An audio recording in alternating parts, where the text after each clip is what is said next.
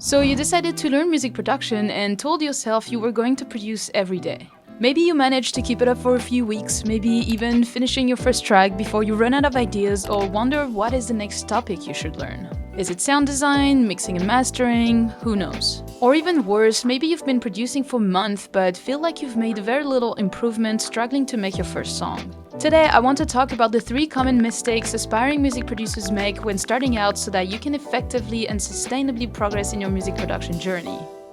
Nowadays, it has become fairly easy to learn anything online for free. But it also is a curse because on the contrary of following a school curriculum, we are left on our own. One of the questions I get asked the most by beginner producers is, in which order should I learn music production? What should I start with? What should I learn next? In my experience, I would advise to learn in the same order as you would produce a song. First, start by learning the basics of music theory, songwriting, and composition. Learn how to create great chord progressions and melodies that will transmit an emotion to your listener or tell a story. This is going to be the biggest topic, where you'll learn how to make your own drum loops, layering sounds together, etc., etc.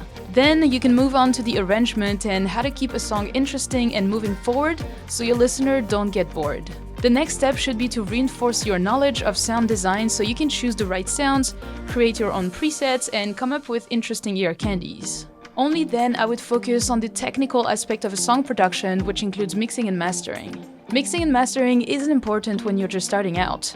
Many people obsess about it because they want their song to sound like Martin Garrix, but I'm sorry to say it's not going to happen.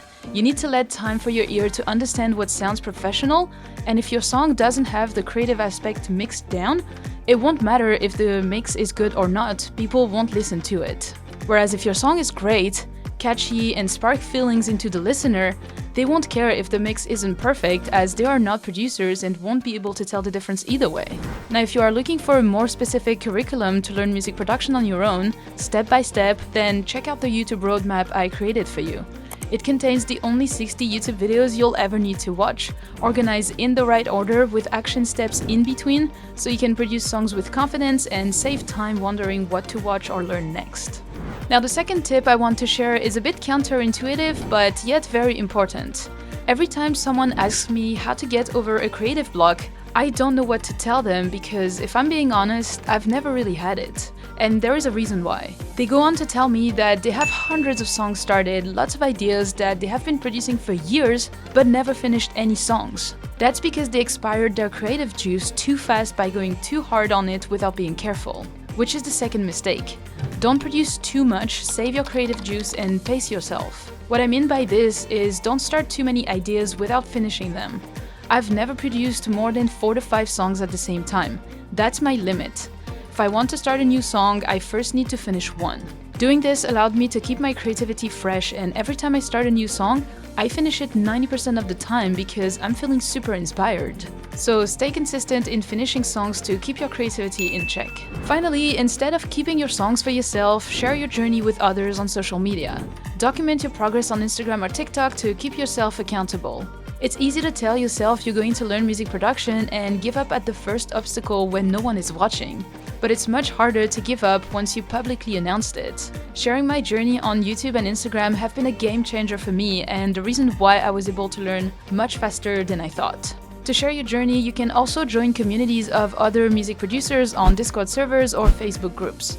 Music production can be a lonely journey if none of your friends and family are into it or don't understand your dreams and passion for it. This is where connecting with like-minded people will be helpful.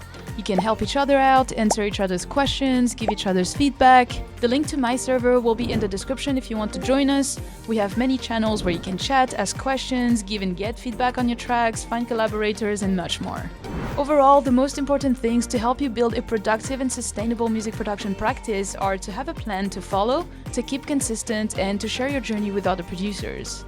If you just started producing music recently, I am here to help you, so feel free to watch this playlist next, where I share many more tips and mistakes to avoid for beginner music producers.